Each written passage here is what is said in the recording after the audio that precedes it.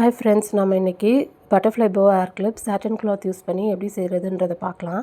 So அது செய்கிறதுக்கு நான் ஃபஸ்ட்டு இங்கே ஒரு சாண்டல் கலரில் சாட்டன் கிளாத் எடுத்து வச்சுருக்கேன். அதுக்கப்புறம் அதில் கட் பண்ணுறதுக்கான மெஷர்மெண்ட்டை ஒரு கார்ட்போர்டில் ஃபஸ்ட்டு நான் வரைஞ்சி எடுத்திருக்கேன். ஸோ ஸ்கொயர் ஷேப்லேயும் சர்க்கிள் ஷேப்லேயும் நமக்கு வந்து தேவைப்படும். ஸோ அளவு வந்து பார்த்திங்கன்னா 10 சென்டிமீட்டர் ரெண்டுமே.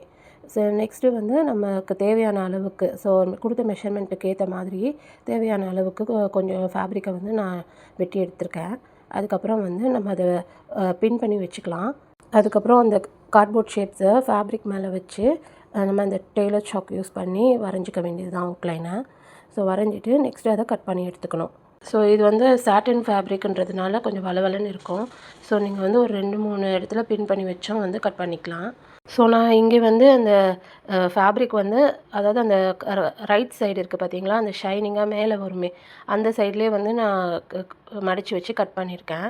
ஸோ இப்போ வந்து நம்ம ஸ்டிச் போடும்போது அதுக்கு நம்ம ரிவர்ஸில் தான் வந்து ஸ்டிச் பண்ணணும். அப்போ தான் நம்மளால் அந்த தைச்ச பிறகு திருப்பும் போது அந்த நல்ல பக்கம் வந்து மேலே வரும்.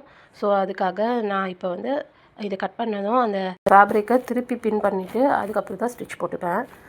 ஸோ இப்போ பாருங்கள், அந்த பின்னை நம்ம ரிமூவ் பண்ணிவிட்டு அதை வந்து ரிவர்ஸ் பண்ணி திரும்பவும் பின் பண்ணி வச்சுக்கணும். அதாவது அந்த ராங் சைடு வந்து வெளியே தெரிகிற மாதிரி வச்சு நம்ம ஸ்டிச் பண்ணணும். நீங்கள் இதை கவனமாக பண்ணிக்கோங்க. அதாவது எப்போவுமே வந்து ராங் சைடு தான் வந்து வெளியே வரும். அந்த ஷைனிங்காக இருக்க மேலே இருக்க கிளாத் வந்து உள் சைடில் இருக்கணும். அப்படி இல்லைனா நீங்கள் ஃபோல்டு பண்ணும்போதே அந்த ரிவர்ஸ் சைடு மேலே இருக்க மாதிரி ஃபோல்ட் பண்ணி அதுக்கப்புறம் இந்த ஷேப்ஸை நீங்கள் கட் பண்ணி எடுத்துக்கிட்டிங்கன்னா நீங்கள் இந்த ப்ராசஸ் வந்து நீங்கள் பண்ண தேவையில்லை. அதாவது ரிவர்ஸ் பின் பண்ணி ஸ்டிச் பண்ணணுன்றது டைரெக்டாகவே நீங்கள் ஸ்டிச் பண்ணிக்கலாம். ஸோ வந்து இப்போ நான் அந்த சாக் வச்சு லைன்ஸ் போடுறேன் பார்த்தீங்களா, ஒரு 1/2 சென்டிமீட்டர் அளவுக்கு கேப் விட்டுட்டு நம்மளோட ஷேப் இருக்குது பார்த்தீங்களா, அதுக்கேற்ற மாதிரியே நீங்கள் வந்து ஸ்டிச் பண்ணிக்கணும். ஸோ 2 ஷேப்புக்குமே அதே போல் தான். ஸோ நம்ம இந்த பீசஸ் கட் பண்ணி எடுக்கும் போதே நான் இப்போ சைடில் ஒரு சின்னதாக ஒரு பீஸ் வச்சுருக்கேன் பாருங்கள். இந்த மாதிரி ஒரு ரஃப் எஸ்டிமேட்டில் அதாவது ஒரு 1.5 இன்ட்டு ஒரு 5 இன்ச்சஸ் அளவுக்கு இருக்கிற மாதிரி ஒரு பீஸ் வந்து நீங்கள் எடுத்து வச்சுக்கணும்.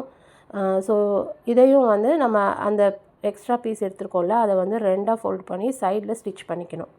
ஸோ பாருங்கள், நான் இப்போ இந்த டிஸ்பிளேயில் காட்டியிருக்கேன் பார்த்தீங்களா, அந்த மாதிரி ஸ்டிச் பண்ணி எடுத்துக்கோங்க. ஸோ எல்லா சைடும் வந்து நம்ம ஸ்டிச் பண்ணியிருக்கோம். நம்ம எங்கேயுமே கேப் விடலை. அதுக்கப்புறம் வந்து ஒவ்வொரு பீஸும் நம்ம எடுத்து ஒரு சென்டரில் ஒரு சின்னதாக ஒரு கட் பண்ணிவிட்டு, அதாவது இப்போ 2 பீஸையும் சேர்த்து வச்சு கட் பண்ணக்கூடாது. ஒரே ஒரு பீஸில் மட்டும் நம்ம ஒரு சின்னதாக ஒரு கட் கொடுக்கணும். ஒரு ஸ்லிட் மாதிரி கொடுத்துட்டு அதுக்கப்புறம் வந்து நம்ம அந்த உள்ளே இருக்க துணியை வந்து நம்ம அந்த ஸ்லிட் வழியாக பிடிச்சி இழுத்தோன்னா வந்துடும். ஸோ அதை ரிவர்ஸ் பண்ணி வெளியே எடுத்துட்டு ஸோ இந்த கார்னர்ஸ் எல்லாம் வந்து நம்ம மாதிரி ஏதாவது ஒரு ஷார்ப்பான ஆப்ஜெக்ட் வச்சு நம்ம திருப்பி விட்டுக்கலாம் அந்த கார்னர்ஸை. ஸோ வந்து நான் ஃபஸ்ட்டு சர்க்கிளுக்கு அது மாதிரி செஞ்சுருக்கேன். நெக்ஸ்ட்டு வந்து இப்போ அந்த ஸ்கொயர் ஷேப்பில் இருக்க கிளாத்துக்கும் நான் அதே போல் பண்ணுறேன். இப்போ நான் பண்ணுறது பாருங்கள், உங்களுக்கு தெரியும். 2 கிளாத்து நம்ம ஸ்டிச் பண்ணியிருக்கோம்ல சேர்த்து, அதில் ஒரே ஒரு கிளாத்தை மட்டும் கவனமாக வெளியே எடுத்துகிட்டு ஒரு ஸ்லிட் கொடுத்துட்டு நம்ம திருப்பிக்கணும். அந்த உள்ளே இருக்க கிளாத்தை பிடிச்சி நம்ம இழுத்தோன்னா வந்துடும் வெளியே. அதுக்கப்புறம் வந்து அந்த ஸ்டிச்சஸ் கார்னர்ஸ் எல்லாத்தையும் வந்து நம்ம ஒரு சிசர் வச்சு இந்த மாதிரி வெளியே எடுத்து விட்டுட்டோம்னா அந்த ஷேப் வந்து நமக்கு கிடச்சிடும். ஸோ அவ்வளோதான் இதுக்கு. ஸோ அதே போல் தான் அந்த இன்னொரு சின்ன ஒரு பீஸ் நான் சொன்னேன்ல, அதையும் வந்து நம்ம திருப்பிக்கணும். ஸோ நான் ஒரு சிசர் யூஸ் பண்ணியே வந்து இப்போ அதை திருப்பிக்கிட்டேன். ஸோ நீங்கள் இது அது மாதிரி நான் இப்போ பண்ணுற மாதிரியே நீங்கள் பண்ணினீங்கன்னா அது வந்துடும். ஸோ இப்போ நம்ம இந்த எல்லா ஷேப்ஸையும் வந்து திருப்பி, அதாவது நல்ல சைடு வெளியே வர மாதிரி திருப்பி விட்ட பிறகு நம்ம வந்து இதை ஒரு அயர்ன் பாக்ஸில் ப்ரெஸ் பண்ணி வச்சுக்கணும். ஸோ இது சாட்டன் கிளாத் யூஸ் பண்ணி நம்ம பண்ணுறதுனால கொஞ்சம் வந்து இது ப்ரெஸ் ஆகாது. நம்ம ஹை ஹீட்டும் யூஸ் பண்ண முடியாது. ஏன்னா சாட்டன் கிளாத் வந்து சீக்கிரமாக ஹை ஹீட்டில் வந்து சுருங்கிடும். ஸோ லோ ஹீட்டில் தான் பண்ணணும். ஸோ அதுக்கேற்ற மாதிரி நீங்கள் டெம்பரேச்சர் செட் பண்ணி லைட்டாக அந்த கார்னர்ஸு ஸ்டிச்சஸ் கிட்டலாம் மட்டும் இப்படி ப்ரெஸ் பண்ணி விட்டுக்கோங்க. ஸோ இப்போ நான் அதில் எல்லாத்தையும் வந்து ப்ரெஸ் பண்ணி விட்டுட்டேன். ஸோ நெக்ஸ்ட் வந்து பார்த்திங்கன்னா நம்ம இந்த ஷேப்ஸை வந்து சென்டர் பார்த்து ஒரு கோடு போட்டு வச்சுக்கலாம். ஸோ ஃபஸ்ட்டு நம்ம இந்த சர்க்கிள் ஷேப்பை வந்து 2ஆக மடித்தோன்னா நமக்கு அந்த சென்டர் கிடச்சிடும். அதில் வந்து ஒரு லைன் போட்டுக்கோங்க. அதே போல் தான் இந்த ஸ்கொயருக்கும். ஆனால் ஸ்கொயரை வந்து நம்ம ஒரு டைமண்ட் ஷேப்பில் வச்சு அதுக்கப்புறம் வந்து ஃபோல்ட் பண்ணணும். ஸோ நான் வீடியோவில் பண்ணுற மாதிரி அந்த ஷேப்பில் நீங்கள் வச்சு பண்ணுங்கள். ஐ மீன் வந்து நீங்கள் ஸ்ட்ரைட்டாக கோடு போடாமல் டயகனலாக போடணும்.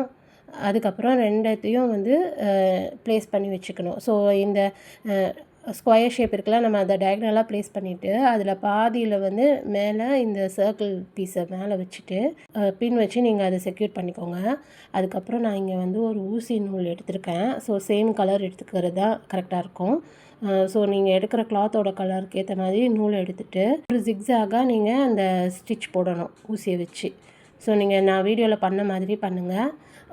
அது வந்து ஜிக்ஸாகாக போட்டுட்டு எண்டில் வந்து நம்ம அப்படியே பிடிச்சி இழுத்தோன்னா அது அப்படியே சுருங்கி நமக்கு இந்த பட்டர்ஃப்ளை ஷேப் கிடச்சிரும். அதுக்கப்புறம் வந்து நீங்கள் அந்த மடிப்பெல்லாம் வந்து கரெக்டாக பண்ணிவிட்டு நான் அந்த நூலை வச்சு நீங்கள் அப்படியே வந்து ஒரு நாட் போட்டுக்க வேண்டியது தான். நெக்ஸ்ட்டு வந்து நான் ஒரு சின்ன பீஸ் கட் பண்ணி வச்சுருந்தேன்ல, ஸோ அந்த த்ரெட்டெல்லாம் மறைக்கிறதுக்கு இந்த சின்ன பீஸை சென்டரில் எப்படி சுற்றி விட்டுட்டு அதையும் வந்து அந்த த்ரெட்டையே யூஸ் பண்ணி அப்படியே ஸ்டிச் போட்டுக்கிட்டிங்கன்னா நம்மளோட பட்டர்ஃப்ளை வந்து இப்போ ரெடி ஆகிடும் கிளாத்தில் செஞ்சது. நெக்ஸ்ட்டு வந்து நம்ம இதுக்கு உங்களுக்கு என்ன கிளிப் தேவையோ அதை வந்து நீங்கள் இந்த பட்டர்ஃப்ளைல அட்டாச் பண்ணிக்கலாம். நான் வந்து அலிகேட்டர் கிளிப் தான் யூஸ் பண்ணியிருக்கேன். ஸோ இப்போ இது வந்து பார்த்திங்கன்னா நம்ம அந்த சென்டர் பீஸ் இருக்குது பாருங்கள், அதுவுலேயே வந்து நம்ம அந்த அலிகேட்டர் கிளிப்பை வந்து இன்சர்ட் பண்ணி அதுக்கப்புறம் 2 சைடும் ஹாட் க்ளூ யூஸ் பண்ணி ஸ்டிக் பண்ணிக்கிட்டோன்னா நல்லா க்ரிப்பாக இருக்கும். ஸோ அவ்வளோதான், நம்மளோட பட்டர்ஃப்ளை ஏர்போ கிளிப் வந்து இப்போ ரெடி ஆகிடுச்சு. ஸோ நான் இன்றைக்கி இந்த பட்டர்ஃப்ளைக்கு சென்டரில் வெறும் கிளாத் யூஸ் பண்ணியிருக்கேன். பட் நம்ம வந்து நம்ம விருப்பம் தான், நம்ம ஸ்டோன்ஸு அதுக்கப்புறம் அந்த என்ன டெக்கரேட்டிவ் மெட்டீரியல்ஸ் இருக்கோ அதை வச்சு கூட நம்ம அந்த சென்டரில் பேஸ்ட் பண்ணி யூஸ் பண்ணிக்கலாம். ஸோ அலிகேட்டர் கிளிப்பு இல்லை டிக்டாக் கிளிப்பு இல்லை ஹேர் பேண்ட் எது வேணாலும் நம்ம பின்னாடி நம்ம அட்டாச் பண்ணி நமக்கு விருப்பமான ஹேர் பேண்டாக இதை யூஸ் பண்ணிக்கலாம். ஸோ நான் இப்போ வந்து இன்னும் கொஞ்சம் பட்டர்ஃப்ளைஸ் ஹேர் கிளிப்ஸ் வந்து நான் செஞ்சுருக்கேன் வேறு கலர்ஸில். ஸோ அதுவும் வந்து உங்களுக்கு லாஸ்ட்டில் வரும், அதையும் பாருங்கள். ஸோ அவ்வளோதான் ஃப்ரெண்ட்ஸ், உங்களுக்கு இந்த வீடியோ பிடிச்சிருந்துச்சுன்னா லைக் பண்ணுங்கள், ஷேர் பண்ணுங்கள், கமெண்ட் பண்ணுங்கள், சப்ஸ்கிரைப் பண்ணுங்கள். தேங்க்ஸ் ஃபார் வாட்சிங்.